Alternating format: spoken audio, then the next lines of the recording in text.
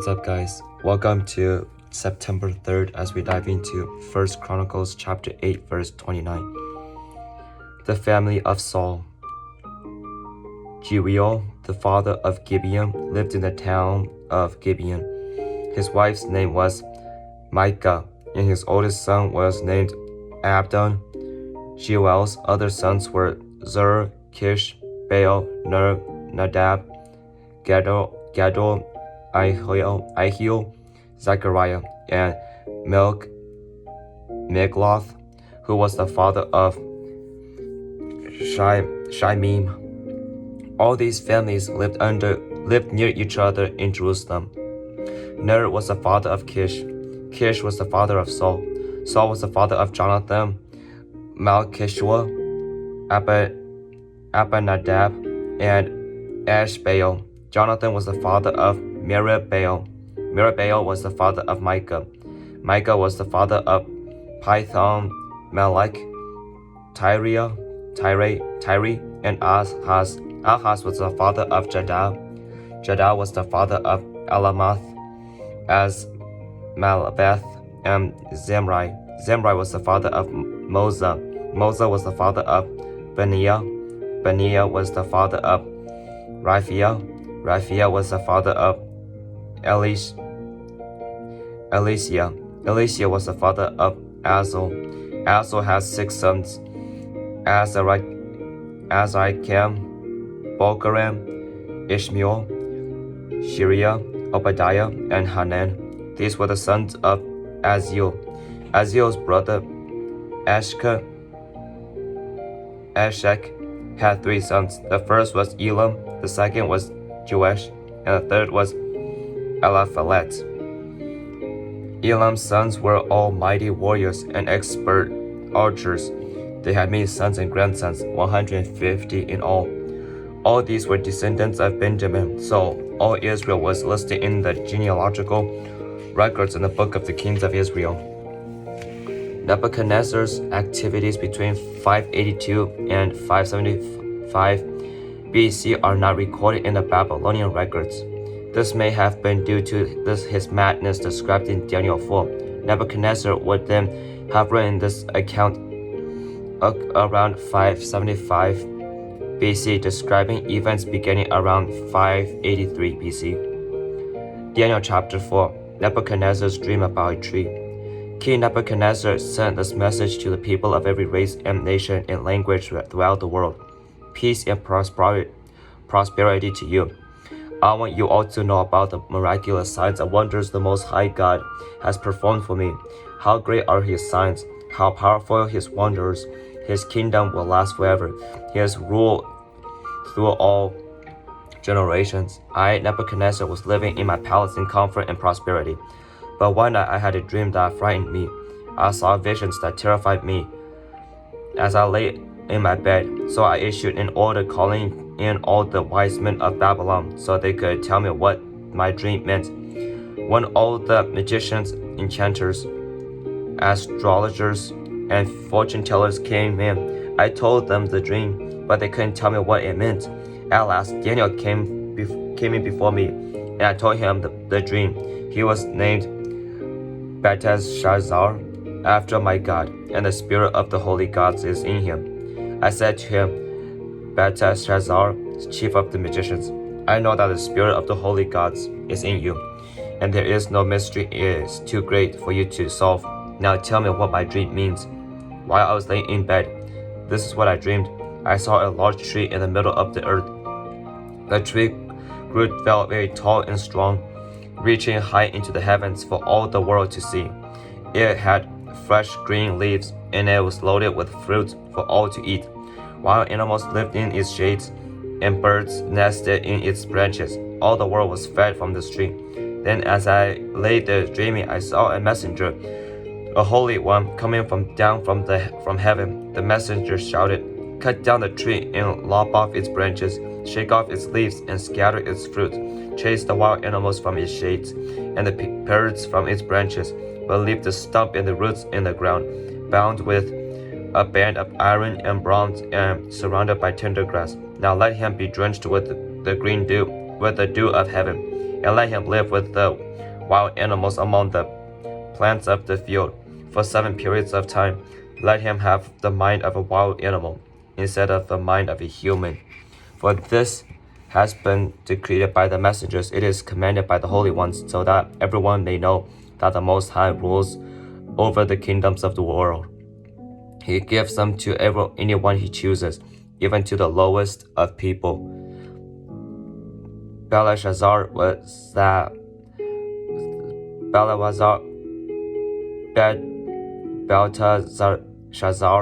that was the dream that I, Nebuchadnezzar, had. Now tell me what it means, for none of the wise men of my kingdom can do so. But you can tell me about, because the spirit of the holy gods is in you. Daniel explains the dream. Upon hearing this, Daniel, also known as Belteshazzar, was overcome by a time, frightened by the meaning of the dream. Then the king said to him, Belteshazzar, don't be alarmed by the dream and what it means. Belteshazzar replied, I wish the events foreshadowed in this dream would happen to your enemies, my lord, and not to you. The tree you saw was growing very tall and strong, reaching high into the heavens for all the world to see. It had fresh green leaves and was loaded with fruit for all to eat. Wild animals lived in its shade, and birds nested in its branches. That tree, your majesty, is you, for you have grown strong and great.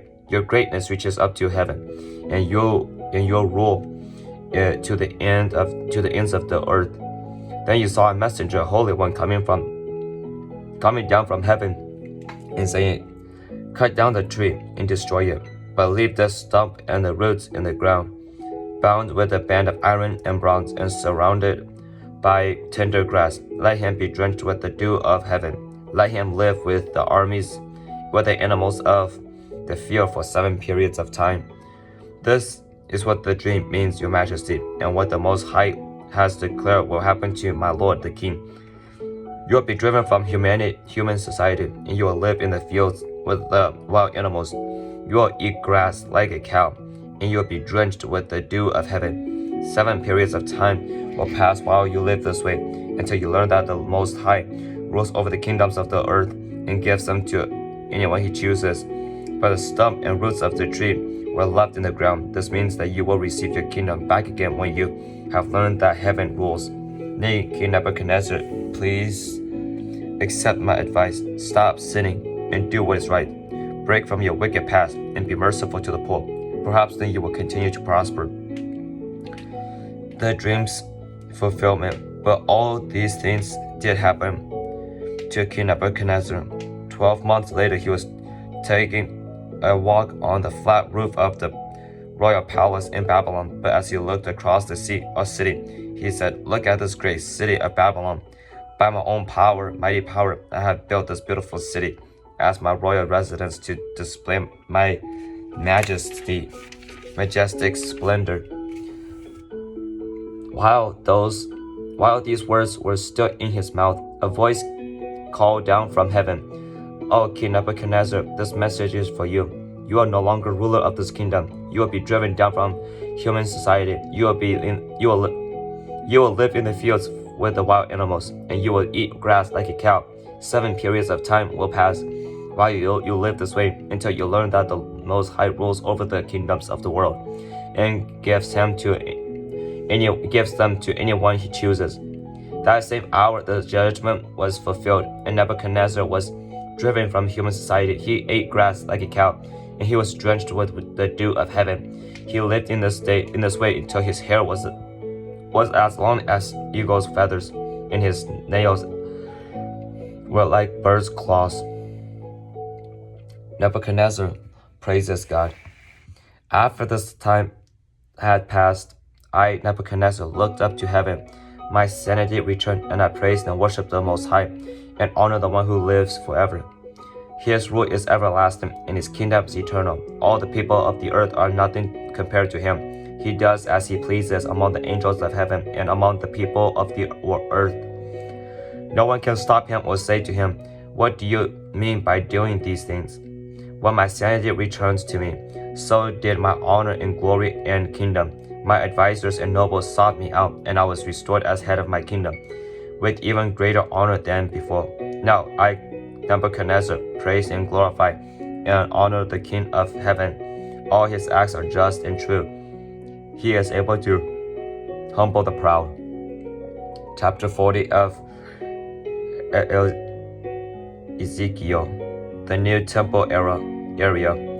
On April 28th, during the 25th year of our captivity, 14 years after the fall of Jerusalem, the Lord took hold of me.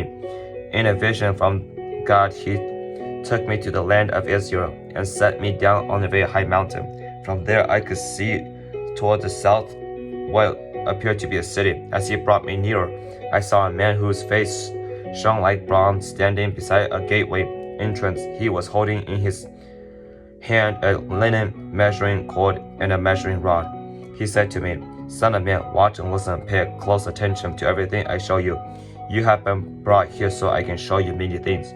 Then you will return to the people of Israel and tell them everything you have seen."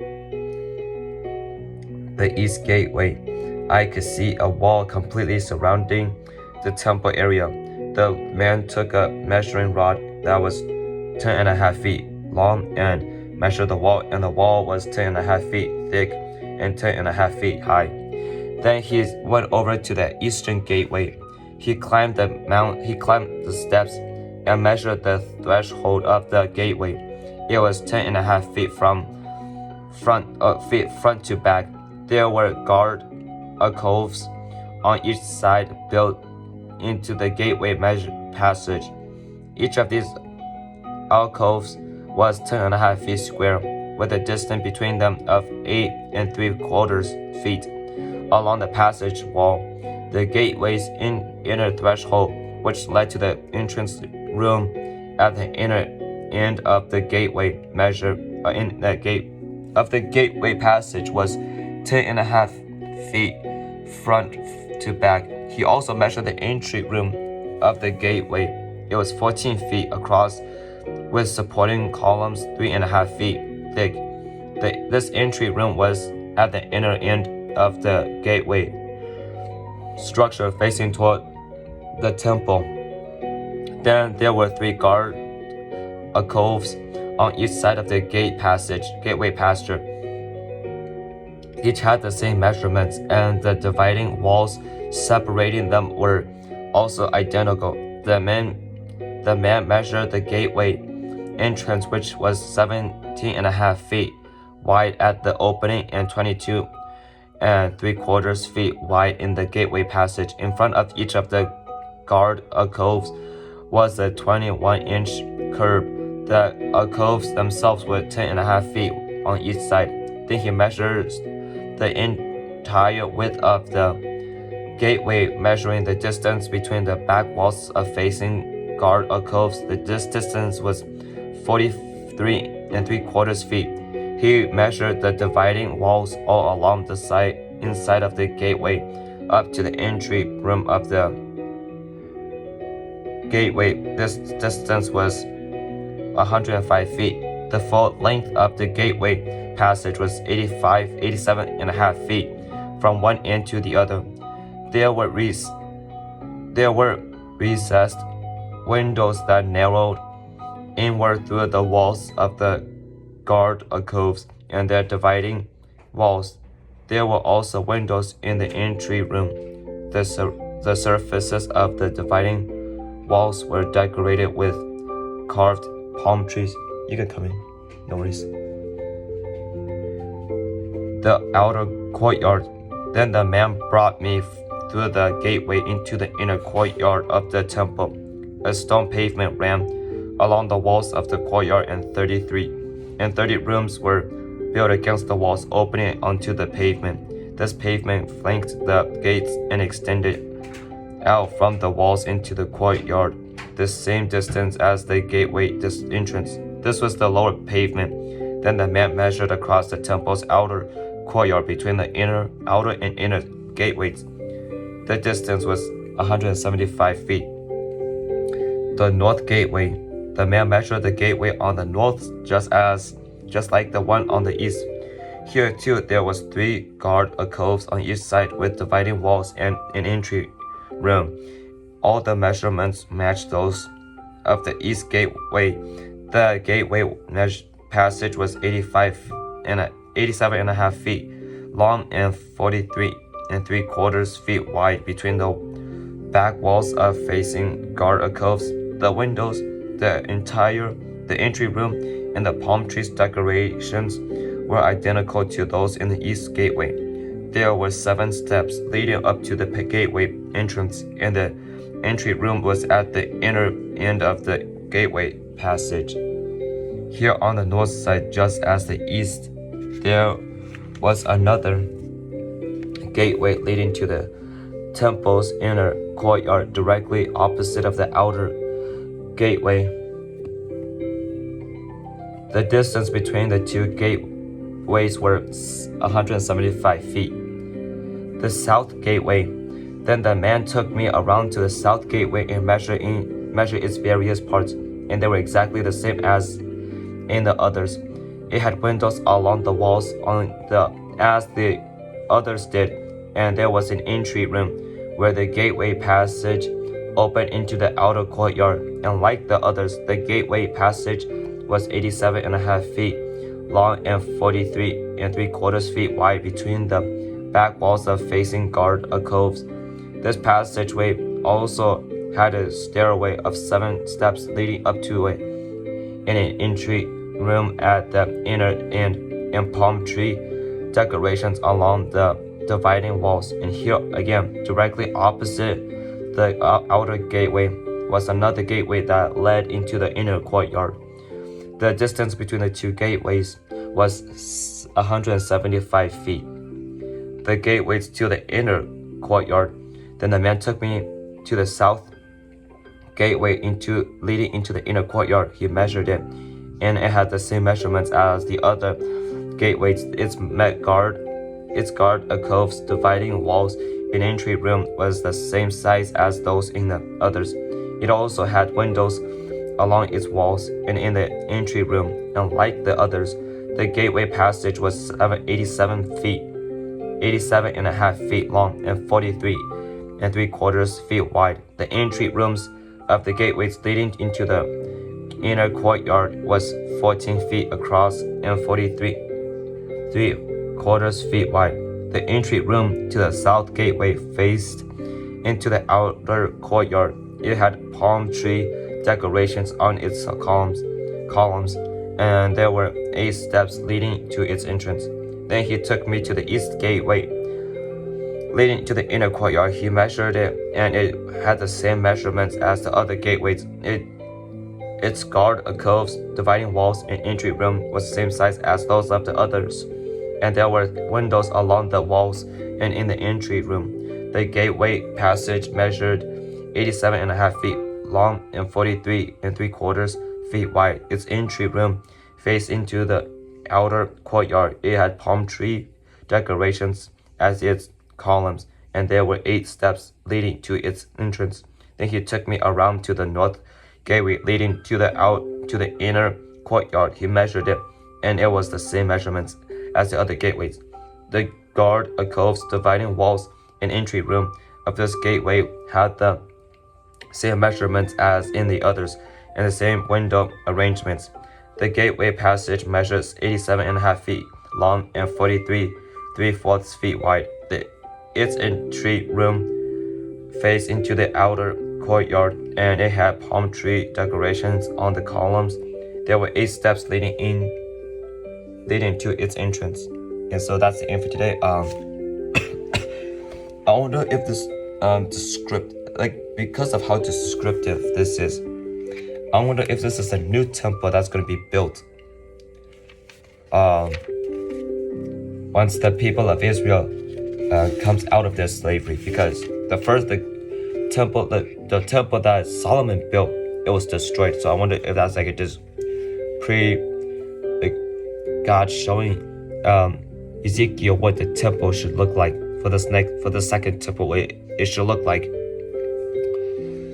But yeah, before that, it's kind of talking about Nebuchadnezzar. God gave King Nebuchadnezzar a vision of what would happen if his pride, if his if his pride keeps getting the best of him, meaning if he keeps boasting about who he is, about how great his kingdom is, God is going to lower the boom on him. God's going to humble him. And then later, after Nebuchadnezzar realizes that he has lost everything and learned who is the king of the universe, he's able to come back and fix his eyes on God. I like this verse, Daniel 4, chapter 4, verse 34. It says, his rule is everlasting and his kingdom is eternal. That's the kingdom of God. So anyone who tries to boast, anyone who tries to compare their kingdoms to God, that's a really prideful heart. You know, we could look at Nebuchadnezzar. I think a lot of times I share this with people. It's like, it's easy for us to look at what the characters in the Bible did and judge them. But I always want to look at it as a reflection of our own hearts. Haven't we had moments when God is like warning us through people to stop doing this? And we know that God's asking us to stop doing this, but we will not. We keep sinning. And then God has to come and humble us.